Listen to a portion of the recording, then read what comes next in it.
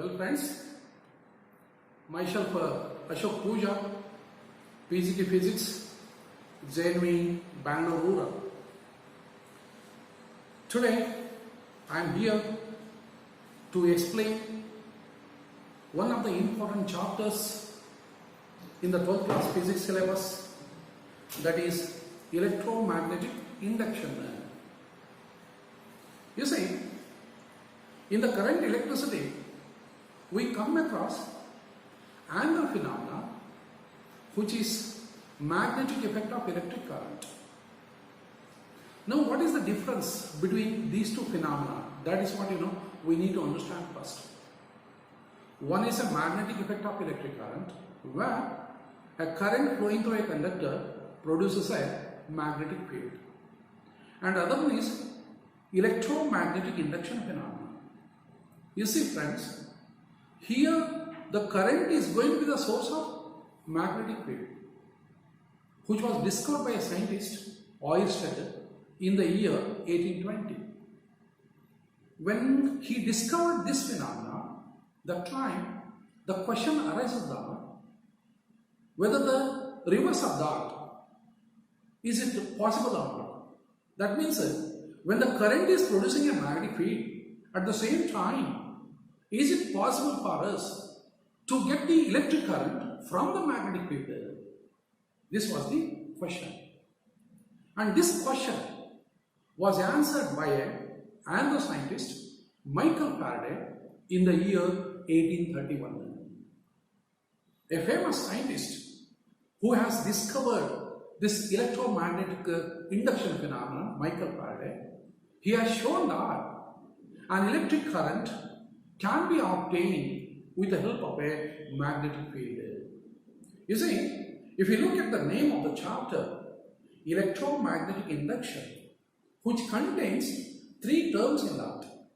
One is electric current, second one is a magnetic field, and third one is an induction. Now, out of three words, there are two forms of energy, and other one is a process. Then what are those two forms of energy? One is electric current and other one is a magnetic field. These are the two forms of energy. And what about the induction? Induction is a process actually, which can be carried out here. Okay, so from the name of the chapter itself, you can understand that a magnetic field can induce a current in a conductor. That means a magnetic field is capable of producing the electric current in a conductor through a process called induction. Okay friends, so this is what exactly meaning of this electromagnetic induction. In short, it is called as EMI. I will tell you friends, EMI is one in which one form of energy gets converted into another form of energy. Then what are those two forms of energies? Those two forms of energies are nothing but one is a mechanical energy and other one is a electric energy. So that means in this phenomenon, a mechanical energy gets converted into electrical energy. Well friends, as I was told, this phenomenon was discovered by a scientist Michael Faraday in the year 1831. In order to discover this phenomenon, Faraday has carried out two simple activities here. Using two materials, they are, one is a source of a magnetic field. It may be a magnet or it may be a current carrying conductor, because both of them produces a magnetic field. And the other one is a coil, which is made up of a good conductor of electricity, say a copper wire. Okay, when a copper wire is wound, it can be wound in the form of a coil which contains number of turns and all that. Right? And you see, now I'd like to explain two simple activities carried out by a Faraday in order to discover this EMI phenomenon. Right? And here you are seeing two materials. One is a coil made up of a good conductor of electricity, and other is a source of magnetic field, that's a bulk magnet. Okay, now both the materials are at rest position. Even though something is there, when both the materials are placed very near to each other, something is there. So what is that? That we say that a magnetic flux linked with a coil. That means whenever we are placing a magnet near a coil, so many number of magnetic field lines are in touch with a coil. And that situation, we call it as a magnetic flux linked with a coil. But actually, the Faraday has shown that whenever there is a change in the magnetic flux linked with the coil, an induced EMF is produced across the two ends of a coil when the coil is open. On the other hand, when the coil is closed, an induced current directly begins to flow through a coil there. Okay, now ultimately the question arises that how to change the magnetic flux linked with a coil here? It is very simple. If at all you want to change the magnetic flux linked with the coil, you need to have a relative motion between the two materials here. When the coil is at rest motion, move the magnet in and out. On the other hand, keep the magnet at rest motion and move the coil in and out. In both the situations, there exists a relative motion between the two materials. And because of the relative motion, the magnetic flux linked to the coil ultimately changes. And accordingly, EMI phenomena, an induced EMF exists between the two ends of the coil when the coil is open. On the other hand, if the coil is closed and directly the induced current begins to flow through it. Okay, so this was the simple activity carried by Michael Faraday to discover this phenomenon. And accordingly, what happens here? Whenever there is a change in the magnetic flux linked to the coil, an induced current flows through a coil. Okay, this is one experiment. And other experiment you see, this is what this is the second experiment, where he has used two coils. Okay, this is the first coil and this one is the second coil. Now, across the two ends of the coil, you can see a source of energy. Say there is a battery which is connected, between the two ends of a first coil here. And of course, there is a tapping key. Okay, and near to this, one more coil is placed, where the two ends of the coil are connected to a galvanometer. Right? When this tapping key is kept open, the point of a galvanometer doesn't show any deflection. That indicates that there is no flow of current in the secondary coil. On the other hand, when you press or release the tapping key, then what happens? The magnetic flux linked to the secondary coil changes. And according to EMI phenomena, the point of a galvanometer shows a deflection. That indicates that there is a flow of induced current in the coil. So these are the two simple activities carried out by Faraday in order to discover the phenomenon electromagnetic induction. Okay, and during his carrying out of these activities, he made so many important observations in connection with the magnitude of the induced EMF and all those things. And whatever the important observation that he has made, that he has kept it in the form of a law. And that we are learning it as Faraday's law of electromagnetic induction. And this Faraday's law of electromagnetic induction always gives the magnitude of the induced EMF, magnitude of the induced voltage. If you know the resistance of a coil, then you can easily calculate the magnitude of an induced current. So therefore, the magnitude of the induced EMF or the magnitude of the induced current was given by Faraday, according to this law. What the law says, Faraday's law, it says that the magnitude of the induced EMF is directly proportional to the rate of change of magnetic flux. So therefore, what I mean to say is that the induced EMF in a coil increases with increase in the change of magnetic flux with respect to the time. When the rate of change of magnetic flux, starts increasing, then what happens? The magnitude of the induced EMF also increases, and vice versa. If the rate of change of magnetic flux is very less, ultimately a lesser value of induced EMF or the induced current, produces in a coil. That means how fast we are moving, a magnet towards a coil, that counts a lot. How fast the current increases in a coil, how fast the current decreases in a coil. Okay, here also, how fast you are moving the magnet in and out. Okay, so that function out here. So that means the rate of change of magnetic flux decides the magnitude of a induced EMF. Right? So as I told, the magnitude of the induced EMF is given by Faraday's law. Whereas the direction of the induced EMF or the direction of the induced current was given by another scientist, that's by name Lenz. That we learned it as a Lenz law. So the Lenz law, it gives the direction of the induced EMF or the direction of the induced current in a conductor. And according to Lenz law, what it says, the induced current in a coil flows in such a way that it always opposes the cause. It always opposes the cause. So that means here, whatever the cause which produces the induced current, it always gets opposed by the induced current, that is flowing in a conductor and all that. In that direction, the current flows. The induced current flows in such a way that it always opposes the cause that it has produced. Okay? In the first case, what is the cause? What is the cause of the induced current here? The cause of the induced current, motion of a magnet towards a stationary coil, or motion of a coil towards a stationary magnet. And here, what is the cause? Here, the change of current is the cause. The current may be increased, the current may be decreased. These are the cause. So these things will be always opposed by this induced current. So that means this induced current always has what? Negative in nature always, which always opposes the cause that it has produced. Say for example, you see now, when this north pole of a magnet is moving towards a stationary coil, definitely due to an EMI, induced current flows in a coil.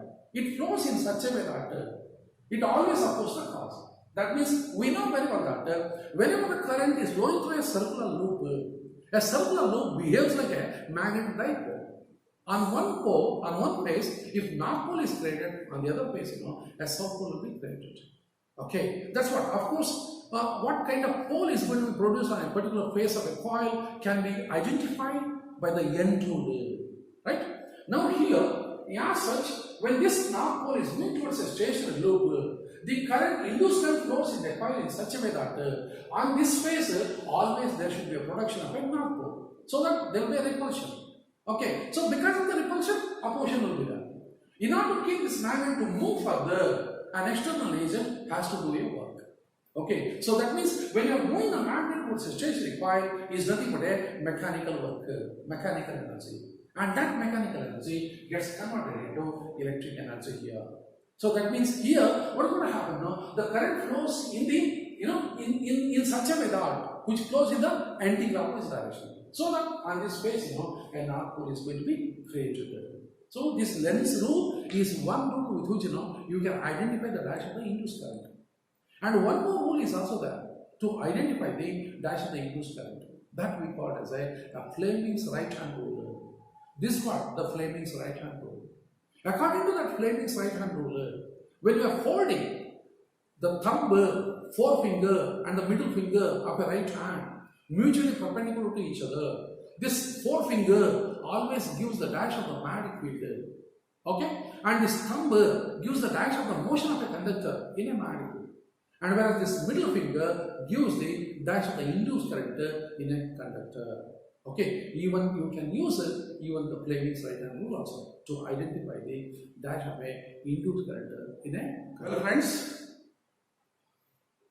in order to teach the chapter electromagnetic induction more effectively in the classroom teaching and learning process, I have made my own model based on this EMI phenomena, and the name of that model is what I call it as a induction coil. So this is my model with which I can teach EMI concept more effectively here. Not only the EMI concept, apart from that, I can show a changing magnetic field produced by this model, and also eddy currents that I can teach very effectively, mutual induction phenomena. In addition to that, I can also teach a step-down transformer. So it's a single model with which I can teach many concepts while introducing the chapter EMI. If that is the case, friends, let us try to understand what are the important parts of this induction coil. Okay, and this is what my model, friends.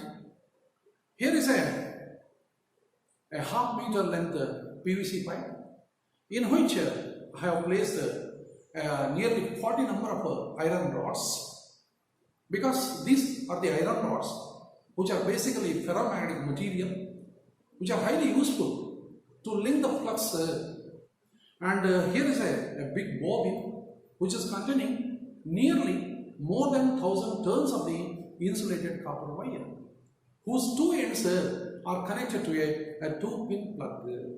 Okay, a 2-pin plug, and with which I can pass an alternating current. Here you can pass an alternating current because this coil can withstand that current, because the length of the coil is very more here actually. So that's why this coil is capable of withstanding an AC current here, right? And I have made my own stand in order to place this coil vertically. Okay, and also I have made my own AC source arrangement here. An AC source socket is also there, where using this AC source socket I can pass alternating current through that coil. Right? Well, friends, this is what my coil, the coil which I call it as a induction coil, and I can place it like this here. Alright, it can stand firmly, vertical, right? And now I can pass a AC current through the coil, right? When I switch on the circuit here, well, friends, the current begins to flow through a coil, and we know very well that whenever the current flowing through a conductor, around that a magnetic field will be there. Okay, since the type of the current that's flowing in a coil is AC current, an alternating current. An alternating current is one which always reverses its direction, changes the magnitude continuously. Since there is a flow of AC current, so therefore around that there is a changing magnetic field. Right now it has produced a changing magnetic field. Now let us test that whether there is a changing magnetic field or not, for which I am using a small disc magnet. I am using a small disc magnet here, which is having poles on both the faces. On one side, if there is a north pole, and the other side, there will be a south pole. And just I place this disc magnet, a small disc magnet, in a container like this, and then I hold it here. See, there is a vibration in the magnet. The magnet is vibrating. See, everywhere the magnet is vibrating. See, there is a changing magnetic field everywhere. Okay, friends, see that? Now the question arises that why does the magnet vibrates here? It is very simple. Now there is a changing magnetic field. That means whatever the coil that I have used here, it acts as a solenoid, and current carrying solenoid is equivalent to bar magnet only. But here what is happening, because of the flow of AC current, the polarities on the ends of that solenoid keeps on changing. Momentarily the north pole is produced, means other side south pole will be produced, and next moment the south pole will be produced here and north pole produced at the downward place. And because of that attraction, repulsion, this magnet is keep on vibrating here. So that indicates that there is a changing magnetic field, right? So right now I have a changing magnetic field here. And Faraday has shown that whenever a conductor is placed in a changing magnetic field, an induced current begins to flow through a conductor. Okay, if the coil is closed. If the coil is open, then induced EMF is produced across the two ends of a coil. So for which, what I did here, I have taken, so it is a small bobbin which contains 30 turns of insulated copper wire, whose two ends are connected to a torch bulb. Here is a torch bulb, right? Now here I have a changing magnetic field, and here is a conductor. According to electromagnetic induction phenomena, when the conductor is placed in a changing magnetic field, the magnetic flux linked to the coil changes. And according to EMI, an induced current begins to flow through a coil.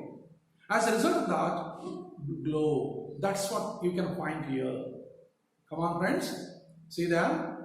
The bulb is in glow now. It is glowing. Because what is happening here? The magnetic flux linked to the secondary coil is changing. And according to EMI, you see, the induced current is flowing there. And hence, the bulb is glowing. Right? This is what a simple phenomenon of electromagnetic induction is. You see now, when I take this coil away from the primary coil, the brightness of the glow is decreasing. On the other hand, when I take the same secondary coil near to the primary coil, the brightness of the glow is increasing. You see, just recall your memory regarding the Faraday's law. What it says, the magnitude of the induced EMF and thence the induced current is always directly proportional to a rate of change of magnetic flux linked to the coil. Okay, actually, near this point, near the primary coil, the magnetic field is very much stronger.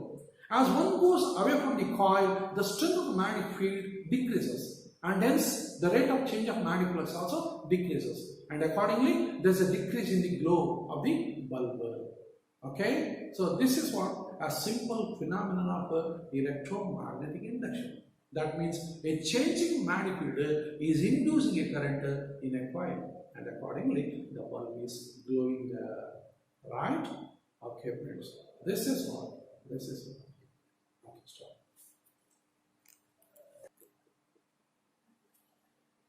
Well, friends, just now we have seen that when a conductor is placed in a changing magnetic field, according to EMI, a induced current flow through a conductor. Now, instead of placing a conductor, if you place a conducting plate in a changing magnetic field, what may happen? That's what my next doubt. And let us verify what's going to happen. Okay, now here is a conducting plate. It is a conducting plate actually, which is made up of a aluminum material. Right? Now what I do here, I just switch off the circuit. Okay, and I place the conducting plate here. Right? Okay. Now let me switch on the current. What may happen? To your surprise, you see, the plate is jumping. The moment when I switch on the current, the plate jumps up into the air. Why? What may be the reason here? Friends, I'll tell you. Instead of conductor, we have placed a conducting plate. Now, in the conducting plate, according to EMI, so many number of closed currents which are also induced current. And these closed induced currents which are flowing in a conducting plate are said to be eddy currents. So right now, eddy currents are produced in a conducting plate. And you know very well that the induced current always opposes the cause. And it is because of that, what happens here, the moment when I switch on, momentarily on the upper face of this coil, if north pole is created, means on the lower face of a conducting plate also a north pole will be created. And we know very well that the like poles always repel each other, and it is because of this reason a conducting plate is jumping. And also you can say that now anyway here the conducting plate is also placed in a changing magnetic field. Even the conducting plate also gets magnetized, and it is because of that the conducting plate is jumping. Okay, so this is all because of the production of the eddy currents in a conducting plate. Now you see here, friends, what I do here, I don't allow the plate to jump. Okay, I don't allow the plate to jump. I'm just holding it. Okay, if you hold it, then what is the experience that you are going to have here? I can experience heat energy is being produced here. The plate is very hot. Why? Because the amount of energy with which it's supposed to jump that gets converted into heat energy here. And this is the phenomenon. This is a simple process which is being used in an induction stove. You see, since the conducting plate that I am using here is very light plate, so that's why it is jumping. Now instead of using a lightweight plate, if you use a heavy plate, then what happens? So because of the heavier mass, the conducting plate never jumps. Rather, we get a sufficient amount of heat energy from that. And that heat energy can be used for cooking purposes. So therefore, whatever the eddy currents which are being formed here now, these are the eddy currents can be used in order to heat up the materials and all that. And this is the simple working principle of an induction stove. So this is what ultimately the induction stove is going to have this eddy currents as the working principle here, friends. See? So beautiful it is. So nice it is. So nice. Yeah, it's all because of the eddy currents. Well, friends, this model can also be used for explaining the mutual induction phenomenon. According to mutual induction phenomenon, it is a phenomenon according to which an opposing induced current is flowing in one coil whenever there is a change of flow of current or the change of magnetic field in the neighboring coil. Okay, you see now, right now I have two coils here, and this is what I call it as a primary coil through which an alternating current is flowing. So that means AC current is flowing there, which continuously changes with the time. So because of the flow of changing current, around that there is a changing magnetic field, and that changing magnetic field through these ferromagnetic materials gets linked with a secondary coil. Now this is the secondary coil and this is the primary coil, right? See, you just recall your memory. Mutual induction phenomenon, what it says, whenever there is a change of flow of current or change of magnetic field in one coil, which always induces an opposing induced EMF in the neighboring coil. This is what we can see here. This is what you can experience a mutual induction phenomenon. This is nothing but a mutual induction phenomenon. And this mutual induction phenomenon serves as the working principle of a transformer, which is used to change the voltage, AC voltage, from one value to the other value. Right now, here you are seeing actually, and this is nothing but a step down transformer only. Here I have applied an AC of 220 volt. Okay. An AC of 220 volt across the primary coil, and across the secondary coil, how much voltage that I am getting here? Hardly 2 or 3 voltage that I am getting here in order to light the bulb here. Okay, so that means here the AC voltage has been changed from the higher value to a lower value. So therefore, this model itself is going to act as a step down transformer here, and this is nothing but a mutual induction phenomenon. There is a production of opposing induced EMF in one coil due to the flow of changing current or changing magnetic field around the another coil. Well, friends, here is a simple activity to demonstrate EMI phenomenon. Here I have two things. One is a coil, insulated copper wire wound on a PVC pipe, whose two ends are connected to the two terminals of a galvanometer, which always identifies the flow of a small amount of current in a coil. And these are the magnets which can produce a magnetic field around it. Okay. Now what I do here, I just place the magnet inside a PVC pipe here. When I place the magnet inside a PVC pipe, there is no flow of current in a conductor because there is no deflection in the point of a galvanometer. It's all because both the things are at rest position here. Coil and the source of magnetic field, both of them are at rest position. But there is a magnetic flux linked with the coil. And as per EMI phenomena, an induced current flows through a coil only when there is a change in the magnetic field, magnetic flux linked to the coil. And the magnetic flux linked to the coil can be changed by having this relative motion between the two metals here. Now, when I move the magnet in and out you can see there is a deflection in the pointer of a galvanometer. That indicates that there is a flow of induced current. But the pointer of a galvanometer is deflecting on both the sides of a zero reading there. That indicates that the direction of the flow of current is reversing just by reversing the motion of a magnet here. When I move the magnet outward, the current flows in one direction. On the other hand, when I move the magnet inward, the current flows in the other direction. So that means by reversing the motion of a magnet, we can reverse the direction of the flow of current. So this is the simple activity to explain this EMI phenomenon. Yes. Well friends, so far we have learned something about electromagnetic induction phenomena. Okay. Is there any application part of this EMI? Yes. This EMI phenomenon is going to serve as the working principle of our very, very important device is none other than generator. Okay, a generator is a device which converts the mechanical energy into electrical energy. Okay, and here is a simple model of a generator in which we can show the mechanical energy can be converted into electrical energy. Okay, so this is what the generator or right.